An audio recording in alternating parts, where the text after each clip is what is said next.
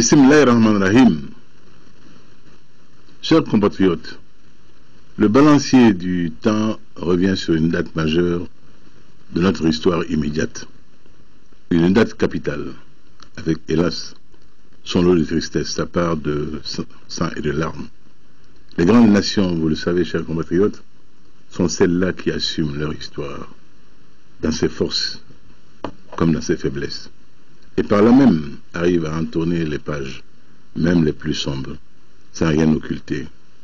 C'est d'ailleurs pour ne rien oublier et se rappeler les messages de la lutte qu'a été instituée la semaine des martyrs que nous célébrons en ces jours. De jeunes parmi nos garçons et nos filles sont tombés. Des femmes sont tombées en se levant parce qu'il n'y avait plus de dignité à rester assis. Permettez-moi d'invoquer de nouveau Ramatoulaye et Touti, ma fille, tous enfants de lumière dont la pensée ne m'a jamais quitté le long de ces décennies. Elle symbolise la dépouille innocente, injustement arrachée. En ce soir de recueillement et de résolution renouvelée, prions pour les dizaines, voire les centaines de nos fils et filles, frères et sœurs, pères et mères, épouses et époux, qui, à l'instar de Ramatoulaye, ont laissé la vie lors des tragiques journées de mars 91. Parents de martyrs, les nôtres, sachez-le, ne sont pas sacrifiés en vain. Il ne saurait être question que la nation les oublie un instant. Le Mali est une grande nation. Nous sommes une grande nation parce que nous sommes une grande productrice de civilisation et d'humanisme brillant et fécondant. Nous sommes une grande nation parce que nous sommes une nation résiliente. Nous sommes une grande nation parce que nous sommes une nation capable de dépassement et de compromis. Nous sommes une grande nation parce que notre nation sait surmonter les passions, l'adversité et les rancœurs. Tous, toutes, fils, filles de la même nation, certes diverses, nous savons nous mettre d'accord sur l'essentiel, à savoir vivre ensemble. Chers compatriotes, nous devons alors rendre grâce à Dieu pour avoir fait de nous ce peuple majeur, ce peuple brassé qui, privilège exceptionnel, peut réunir pour les mêmes événements sociaux Moussa Traoré, Alpha Omar Konaré, Henri Toumani Touré, Djamena Traoré, Ibrahim Boubacar Keïta, comme il a su réunir héritiers de Dabo Sissoko et de Modibo Keïta.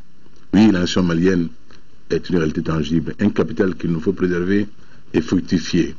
C'est cette perspective qui inspire la commission Vérité, Justice et Réconciliation, récemment adoptée par l'Assemblée nationale du Mali.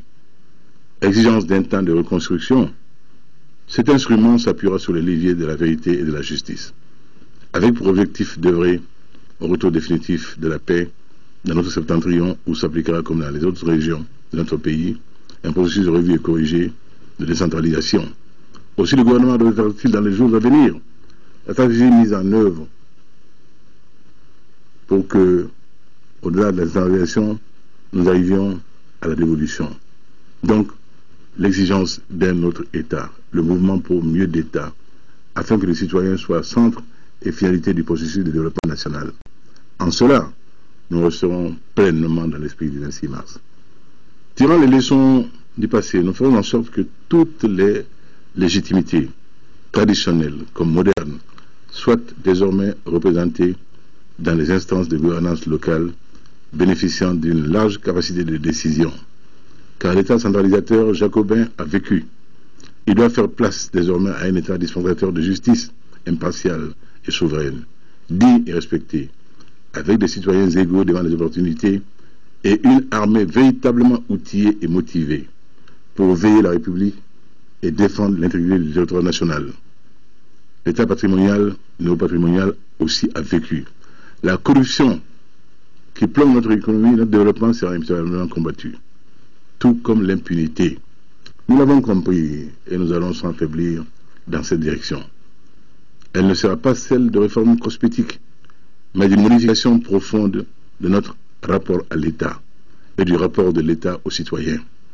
En cette veille du 26 mars, occasion solennelle de commémoration de la révolution malienne, qui a permis le dialogue avec la rébellion d'alors, puis la signature historique du pacte national en 1992, je veux renouveler mon appel au mouvement rebelle du Nord, qu'ils viennent autour de la table, qu'ils acceptent sans atermoiement et sans subterfuge le dialogue qui nous permettra de valider un avenir mieux assuré pour nos régions septentrionales aux vulnérabilités hélas réelles, qu'ils fassent en sorte qu'apaisés et mobilisés, nos frères et sœurs des camps de réfugiés puissent envisager sans tarder le retour dans leur site respectif.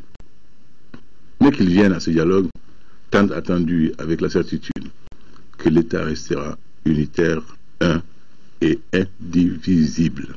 Chers compatriotes, le 26 mars 1991, la jeunesse était debout, certes pour exiger le pluralisme démocratique, devenu depuis une réalité dans notre pays, même s'il reste perfectible. Mais chez nos jeunes, il y avait également en lame de fond le désir d'avenir, d'un avenir différent, légitime et garanti. L'école et l'emploi sont les principales garanties de cet avenir. En 1994, un effort volontariste et méritoire avait créé l'Université du Mali, bien des décennies après les premières universités coloniales africaines. Fourabé Collège à Freetown, c'est à Léon, créé en 1827, Makerere Université créée en 1922, Legon Université créée à Accra au Ghana en 1943, et l'Université de Dakar créée en 1957, Lux met à l'Est, Dakariensis Universitatis. Notre université nouvellement créée était de bien loin la cadette de l'Université du Niger créée en 1974, l'Université du Tchad créée en 1971, pour ne citer que l'exemple de ces deux pays qui partageaient avec le Mali les mêmes caractéristiques socio-économiques. C'est dire donc que notre université est une jeune université. Il fallait donc oser, et nous avons osé, comme vous aimez le dire. Mais nous ne mettons pas, chère jeunesse, pour autant la tête sous le sable. Nous savons que notre enseignement supérieur souffre de tares gravissimes, voire congénitales, qu'il faut immédiatement éradiquer, tant dans les domaines de la gouvernance, de la pédagogie, que de l'articulation formation-emploi. Les journées nationales de concertation incessamment prévues sur l'avenir de l'enseignement supérieur seront pour nous un moment de refondation du secteur vital de l'éducation.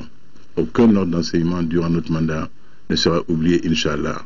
Nous ausculterons, nous échangerons, nous proposerons les justes remèdes et nous nous assurerons que ceux-ci seront correctement administrés, car le Mali peut et doit être au niveau des pays performants. Nous donnerons à notre jeunesse une chance à l'employabilité avec une formation de qualité, Inch'Allah. Mais l'éducation ne suffira pas, nous le savons. Notre économie doit être en mesure de répondre à la demande sociale en gagnant elle-même le pari de la performance, en faisant en sorte que toutes les niches d'opportunités soient exploitées. Avec notre formidable potentiel agricole, pastoral, halieutique, l'entrepreneuriat rural doit être une réalité palpable dans les courts et moyens termes et concourir à la masse critique de richesse à la disposition de nos ambitions. Les PME et PMI maliennes doivent voir le jour et marquer l'apport irremplaçable de nos couches moyennes à l'émergence du Mali. Cette émergence, nous n'avons de cesse de le dire, est dans l'ordre du réalisable. Tous les partenariats requis pour cela seront noués. Le gouvernement est mobilisé à cette fin. Premier ministre, ministres, ils seront tous debout pour le projet du Mali émergent. Quant à nous, nous irons partout, pour que tous ces partenariats soient une réalité entre les mains d'une nation industrieuse qui était à la pointe hier des marchés du sel, de l'étoffe et de la cola, et qui a tous les ressorts pour redevenir une nation phare, pays de foi, de dialogue et de solidarité qui a donné au monde le Sénankuya, ce cousinage à plaisanterie que tant de nations nous envient. Le Mali éprouvé renoue avec sa volonté d'aller de l'avant, grâce à Dieu, grâce au grand peuple que nous sommes. Puisse-t-il rayonner en Afrique et dans le monde, comme il le fit hier, pour que puissent nos martyrs dormir en paix. Vive la République, vive le Mali.